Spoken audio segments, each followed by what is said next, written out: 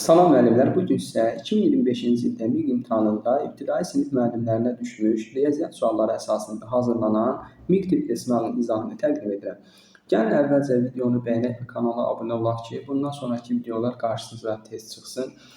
Suallara keçək. Birinci sualda bizdə 4 ardıcıl cüt ədədin ədədi ortası 17-dir. Gəlin indi verilən ədədləri x üzərinə gəl 2, x üzərinə gəl 4 və x üzərinə gəl 6 şəklində ifadə edək. Və ədədi ortamız 17 olması 4-ü 17-yə hasili 68-ə bərabər olması deməkdir. Verilən ədədlərin cəmi x plus 2 üzərinə gəl x plus 4 üzərinə gəl x plus 6 cəmimiz isə 4x plus 12-ni verir. Demək 4x üzərinə gəl 12 cəmi 68-ə bərabərdir. Buradan 4x 68 çıxar 12-yə, yəni 4x 56-ya, x isə 14-ə bərabərdir. Sualın şərtində bizdən bu ədədlərinin ən böyüyünü tapın deyir. Ədədlərdən ən böyüyü x plus 6-dır. X-in əvəzinə 14 yazsaq, 14 üzərinə gəl 6 bərabərdir 20. Demək, bu ədədlərin ən böyüyü 20-dir. Keçək növbəti sualımıza. Növbəti sualda deyilir ki, bölünəni və böləni 3 dəfə artırsaq, natamam qismət və qalıq necə dəyişir? Bu cür sualları rahat həll edə bilmək üçün gəlin özümüzdən bir ədəd qoyaq. Məsələn, deyirəm ki, 10 ədədini bölürəm 3-ə, natamam qismət 3, qalıq isə 1-ə bərabərdir. Düzdürmü? Yəni, indi bölünəni və böləni 3 dəfə artırırıq. Bölünən 10-u 3 dəfə artırsaq 30, böləni də 3 dəfə artırsaq, demək, bölünəni və böləni 3 dəfə artırdıq, 9. Bu zaman 30-u 9-a bölsək, 3 dəfə 9, 27. Çıxsaq qalığımız 3-ə bərabərdir. Biz buradan görürük ki, bizim natamam qismətimiz dəyişmədi, qalığımız isə 3 dəfə artdı. Demək, natamam qismət dəyişməz, qalıq isə 3 dəfə artar, yəni doğru cavabımız C variantı. Keçək növbəti sualın izahına. Növbəti sualda deyilir ki, otağın döşəməsinə divarlardan 1 metr məsafə boş qalmaqla xalça sərilir. Gəlin indi bir təxminən döşəmə forması çəkək. Və burada xalça sərilir dediyinə görə göstərək ki, bu da bizim xalçamız. Divarlardan 1 metr məsafədə xalça sərilmişdir. Xalçanın ölçüləri 6 və 5,50. Uzunluğumuz 6, enimiz 5,5. Yəni, olarsa otağın sahəsini tapır. Biz bilirik ki, demək, uzunluq hissəmiz 6-ya bərabərdir və divarlardan məsafəmiz 1 olduğuna görə hər tərəfdən üzərinə 1 gəlsək, uzunluğumuz 8-ə bərabərdir. Enimiz 5,5-dir. Hər tərəfdən 1 əlavə etdiyimizə görə uzunluğumuz isə otağın uzunluğu demək ki 7,5-ə bərabərdir. Bizdən otağın sahəsini tapın deyir. S düzbucaqlığının sahəsi A vur B düsturu ilə tapıldığına görə S bərabərdir 8 vurulsun 7,5 bərabərdir 60 kvadrat metr alınır ki, otağımızın sahəsi 60 kvadrat metrə bərabərdir. Keçək növbəti sualımıza. Növbəti sualda bizə deyilir ki, 3 kisədə cəmi 200 kiloqram meyvə var. Birinci kisədən ikincidən 2 dəfə çox, üçüncüdən 10 kiloqram az meyvə var. Birinci kisədə neçə kiloqram meyvə var? Gəlin bu sualı həll etmək üçün tənlik quraq. Demək, birinci, ikinci və üçüncü hissəmizi işarələyək və burada birinci kisədən ikincidən 2 dəfə çox. Demək, ikinci kisədə əgər x kiloqram alma varsa, birinci kisədə ikincidən 2 dəfə çox, yəni 2x qədər meyvə vardır. Üçüncüdən isə 10 kiloqram az. Yəni, üçüncüdə isə 10 kiloqram az dediyinə görə, üçüncüdə 2x plus 10 kiloqram meyvə var imiş. İndi gəlin məsələn şərtini bir də tənliyimizə uyğun baxaq. Birinci kisədə ikincidən 2 dəfə çox. İkincidən 2 dəfə çox. Üçüncüdən 10 kiloqram az. Bəli, verilmiş ifadəni doğru yazmışıq. və cəmi 200 kiloqram meyvə var. Demək, 2x üzərinə gəl, x üzərinə gəl, 2x üstə gəl 10 bərabərdir 200. Biz buradan alırıq ki, 5x üzərinə gəl 10 bərabərdir 200-ə. Yəni 5x-imiz bərabərdir 190-a. Buradan isə x-imiz bərabərdir 19-u 5-ə bölsək 3, 40-da 5, 8 dəfə. Demək, birinci kisədə 38 kiloqram meyvə var. İkinci kisədə bizdən deyilir ki, birinci kisədə neçə kiloqram meyvə var? Birinci kisəni 2 kisədə ifadə etmişik. Onda 2 vurulsun 38 bərabərdir 76. Demək, birinci kisəmizdə 76 kiloqram meyvə var. Keçirik növbəti sualımızın izahına. Növbəti sualda bizə deyilir ki, 57884 ədədindəki 8 rəqəmlərinin mərtəbə vahidlərinin cəmi. Demək, sualın əvvəlcə şərtini yazaq. Demək, 57884 ədədindəki 8 rəqəminin mərtəbə vahidlərinin cəmi. Biz bilirik ki, təklik, onluq, yüzlük, təklik, onluq, yüzlük, minlik və 10 minlik mərtəbə vahidlərimiz bu şəkildə sıralanır. İndi şərtin davamında deyir ki, mərtəbə vahidlərinin cəmi ilə 7 rəqəminin mərtəbə qiymətinin cəmi. Biz bilirik ki, mərtəbə vahidi dedikdə burada 8 yüzlüyü, 8 yüzlükdür, yüzlük. Digər ikinci 8-imiz onluq göstərir, onluq. 7 isə minlik. Onda 7 isə minlik. Sualın şərtində 7 rəqəmin mərtəbə qiymətinin cəmi. Yəni 7000 üzərinə gəl 8 rəqəmin mərtəbə vahidlərinin cəmi. Yəni 8 vahidi 100-dür, digər vahid isə 10-dur. Cəmləsək 7110-a bərabərdir. Demək, doğru cavabımız 7110 D bəndi doğru cavabımız olacaq. Keçək növbəti sualın izahına. Növbəti sualda bizdə ədədin 10 minliklərə qədər minlikləri sayı ilə rəqəmləri müxtəlif olan ən kiçik 3 rəqəmli tək ədədin cəmi neçədir deyilir.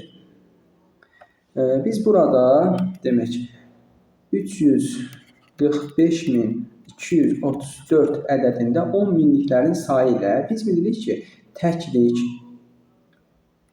onluq, yüzlük, minlik, 10 minlik, 100 minlik bu şəkildə mərtəbələri ayırırıq və bizə 10 minliklər dediyinə görə 10 minlik harada başlayırsa işarələsək, yəni 34 ədəd 10 minlik var. 34 10 minliklərin sayı ilə rəqəmlərin müxtəlif ən kiçik 3 rəqəmli tək ədəd. Ən kiçik 3 rəqəmli tək ədədimiz rəqəmləri müxtəlif olan 103-dür. Onların cəmi isə bizə verir 137. Demək, doğru cavabımız 137-yə bərabərdir, yəni Y variantı. Keçirik növbəti sualımızın izahına. Yüzlüklərə qədər yuvarlaqlaşdırıda 2300 alınan neçə ədəd var? Biz bilirik ki, yuvarlaqlaşdırma zamanı məsələn 2250 yuvarlaqlaşanda təqribən 2300-ə bərabərdir. Və ən sonuncu 2349 ədədi də təqribən yuvarlaqlaşdırma zamanı bərabər olur 2300-ə. İndi bu aralıqda neçə ədəd olduğunu təyin etmək lazımdır. Bunun üçün 2250-dən çıxırıq 2349-u və üzərinə 1 gəlirik. Olur doğru cavabımız 100. Demək, bu aralıqda 100 ədəd yerləşir. Keçək növbəti sualımızın izahına. Yəni, açıq bucağın 5-dəki hissəsi. Biz bilirik ki, açıq bucağımız 180 dərəcədir və onun 5-dəki hissəsi onu 5-dəkiyə vurmaq deməkdir. Bu zaman 5 ilə 180-i ixtisar etsək 36. 36 vurulsun 2 cavab isə bizə 72-ni verir. Düz buzağın hansı hissəsidir? Düz buzağımız 90 dərəcədir. 90-da 72-ni hesablasaq, demək 18-i ixtisar eləsək, burada 4, 18-i ixtisar eləsək 5. Demək 5 də 4 hissəsinə bərabərdir. Doğru cavabımız D bəndir. Keçək növbəti sualımızın izahına. Növbəti sualda deyilir ki, bizə şagird 3 dəftər, 5 qələm aldı. Yəni 3 dəftər və 5 qələm aldı. Bu zaman onun üçün 4 manat 30 qəpik ödədi. Yəni 430 qəpik ödədi. Dəftər qələmdən 10 qəpik bahadır. Dəftər qələmdən dəftər bərabərdir. Qələm üstə gəl 10 yaza bilərik. Bir dəftər, bir qələm nə qədər edir sual verilir. Gəlin dəftərin əvəzləməsini yerinə qoyaq. 3 vurulsun. Dəftərin əvəzinə qələm üstə gəl 10 yazsaq, üzərinə gəl 5 qələm bərabərdir 430. Tənliyimizi həll edək. 3'ü vurub açdıq 3Q, üzərinə gəl 30, üstə gələk 5Q bərabərdir 430.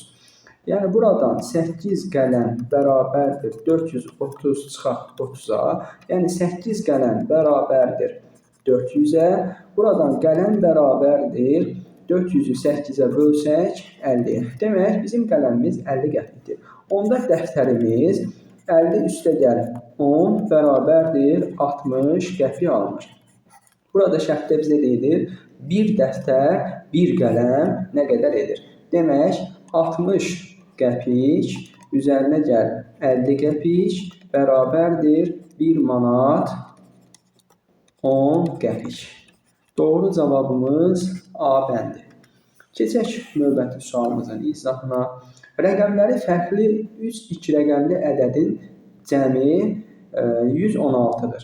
Bu ədədlərdən ən böyüyü, ən çoxu neçədir? Demək, şagirdlər, daha sonra müəllimlər, burada 3 rəqəmli ədədin cəmidir. Rəqəmləri fərqli dediyinə görə biz bunlardan birincisinə deyə bilərik ki, 10, digər ədədlərin ən böyüyünü tapmaq üçün digərini isə rəqəmləri fərqli olan daha kiçik ədəd götürməyimiz lazımdır.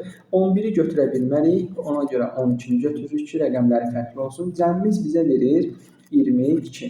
Biz bilirik ki, 3-ünün cəmi, yəni 10 plus 12 plus x-in cəmi bərabərdir 116-ya. Burada 22 üzərinə gəl x-imiz 116-ya bərabərdir. X bərabərdir 116 çıxaq 22-yə. Yəni x-imiz bərabərdir 94-ə.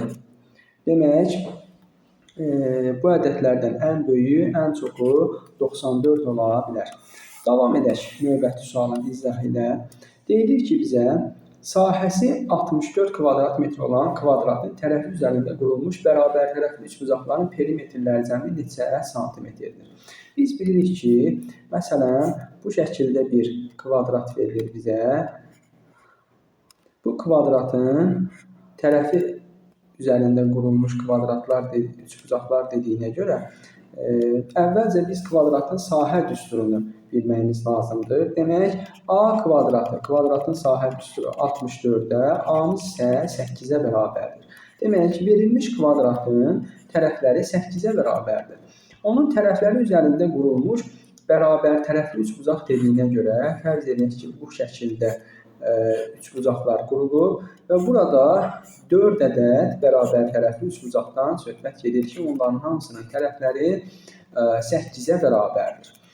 Sualın şərtində bizə deyilir ki, üçbucaqların perimetrləri cəmi neçədir? Bir üçbucağın perimetri P bərabərdir 8 vurulsun 3, yəni 24. 4P isə 4 vurulsun 24 bərabərdir 96-ya. Demək, üçbucaqların perimetrləri cəmi 96-ya bərabərdir. Keçək növbəti sualımızın izahına. Növbəti sualda həcmi 2 kub metr olan çənin 4/3 hissəsini boşaltdılar. Çəndə neçə litr su qaldı deyilir.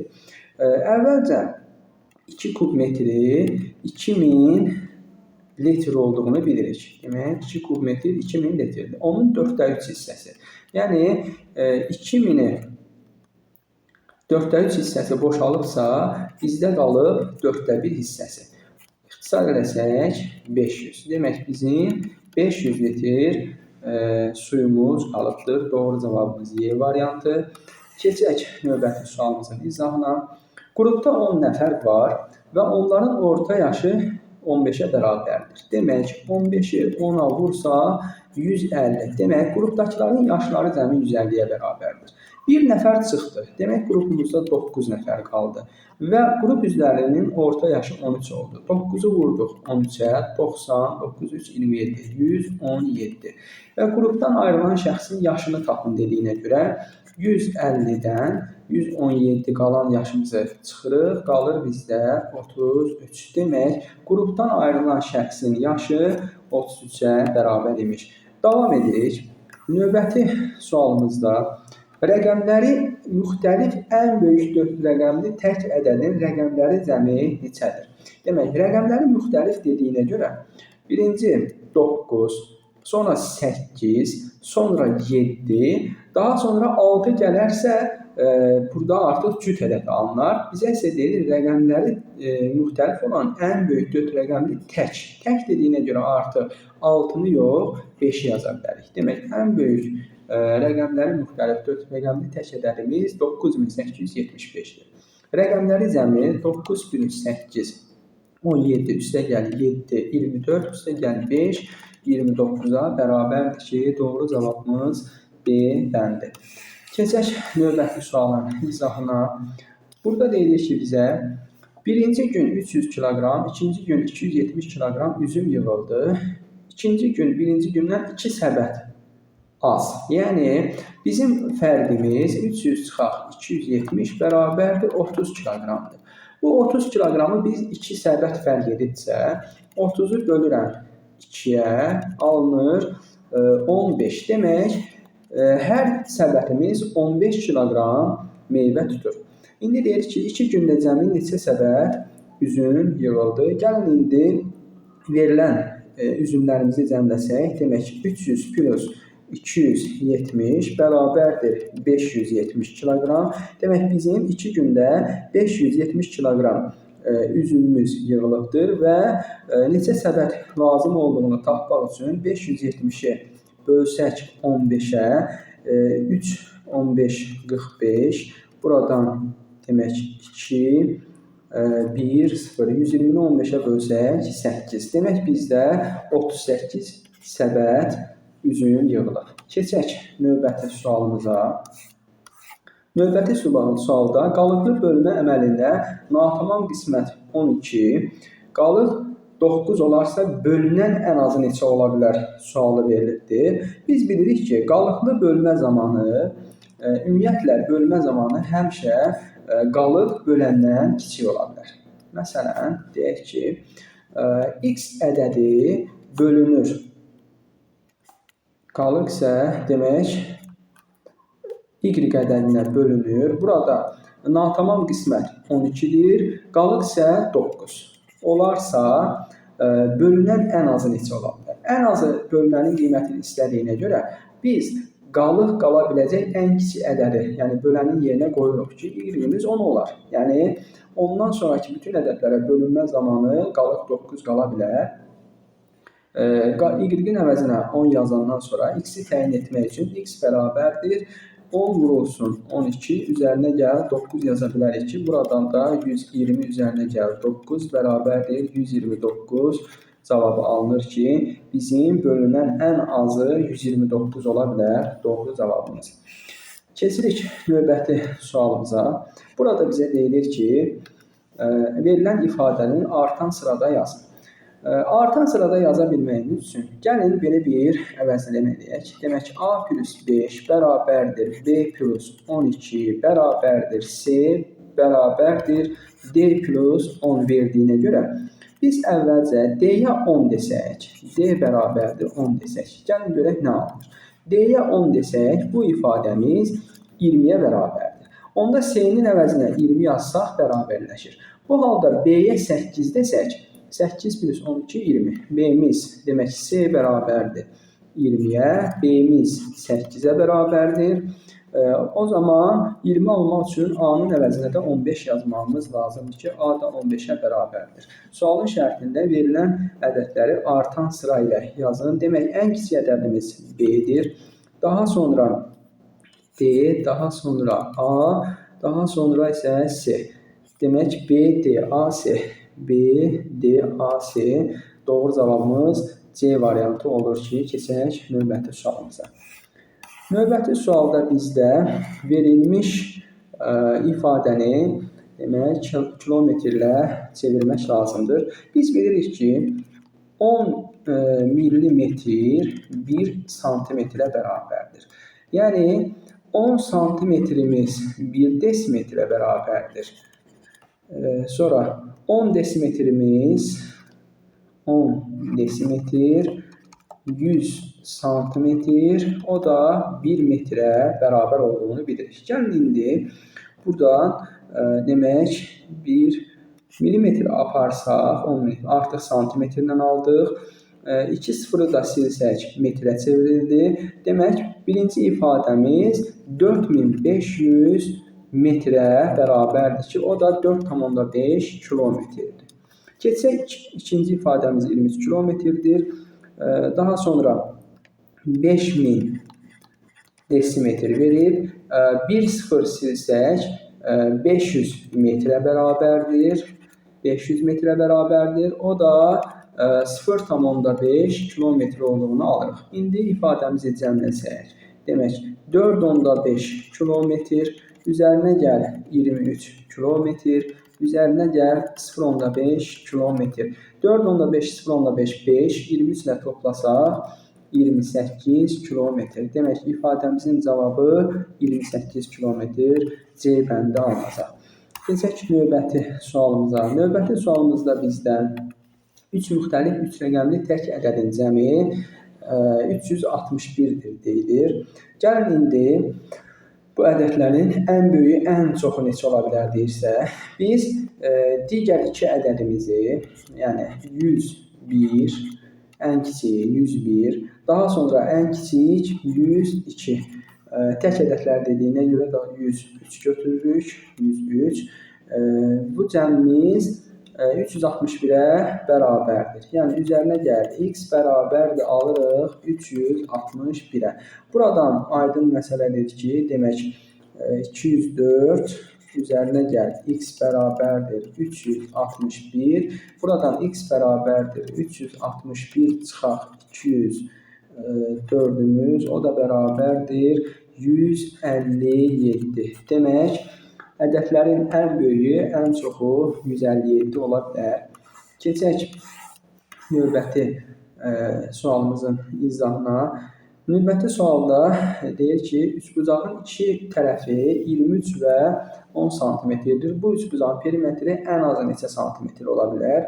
Demək, müəllimlər, biz bilirik ki, üçbucağın perimetri, yəni ümumiyyətlə üçbucağın hər hansı bir tərəfi üçbucaq bərabərsizliyinə görə digər iki tərəfin fərqindən həmişə böyük, cəmindən isə kiçikdir. Yəni, 30 plus 23-dən kiçikdir. Buradan x böyükdür, demək 7-dən kiçikdir 53-dən.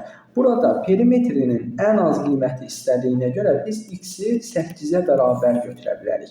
Burada perimetri hesablasaq, demək 23 üstə gəl, 8 üstə gəl, 30 cəm isə bizə, demək 31 üzərinə gəl, 30 bərabərdir, 61 cavabını verir ki, perimetrimiz ən azı 61 santimetr ola bilər. Keçək növbəti sualımızın izahına. Yəni, burada suallarımız bitibdir. 20 sual var idi, suallarımız bitib. Hörmətli müəllimlər, əgər videomuz sizin üçün faydalı olsa, mütləq şəkildə bəyənməyi və abunə olmağı unutmayın ki, növbəti videolar qarşınıza çıxsın. Sağ olun.